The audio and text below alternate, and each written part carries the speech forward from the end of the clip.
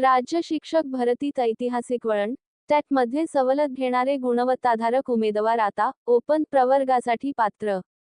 नवी दिल्ली, मुंबई. राज्यातील शिक्षक भरती प्रक्रियेत टेट 2022 आरक्षित प्रवर्गातील उमेदवारांच्या बाजूने सर्वोच्च न्यायालयाने एक अत्यंत महत्त्वाचा आणि ऐतिहासिक निकाल दिला आहे.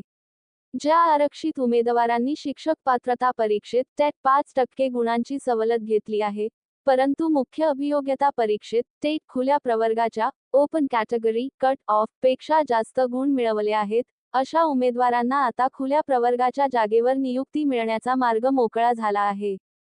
नेमके प्रकरण काय होते? महाराष्ट्र सरकारने शिक्षक भरतीसाठी टेट परीक्षेत आरक्षित प्रवर्गाला 55% गुणांची 5% सवलत अट ठेवली होती, तर खुल्या प्रवर्गासाठी 60% गुण अनिवार्य होते.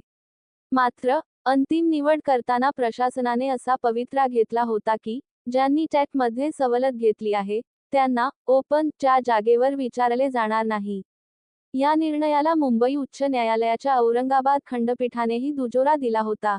या अन्यायाविरुद्ध उमेदवारांनी सर्वोच्च न्यायालयात धाव घेतली होती.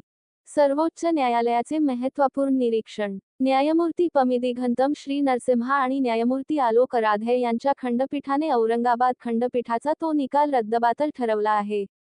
न्यायालयाने आपल्या 30 पानांच्या निकालात स्पष्ट केले की टेट ही केवळ पात्रता परीक्षा, टेटमधील सवलत ही केवळ उमेदवाराला मुख्य परीक्षेसाठी टेट पात्र ठरवण्यासाठी आहे, ती अंतिम गुणवत्तेवर मेरिट परिणाम करत नाही.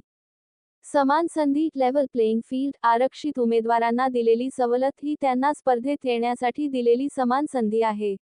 एकदा मुख्य परीक्षेत बसल्यावर सर्वांची गुणवत्ता एकाच तराजूत तोलली जाणे आवश्यक आहे. प्रशासनाचा आधार चुकीचा. प्रशासनाने ज्या प्रदीप कुमार केसचा आधार घेऊन उमेदवारांना नाकारले होते, ती केस या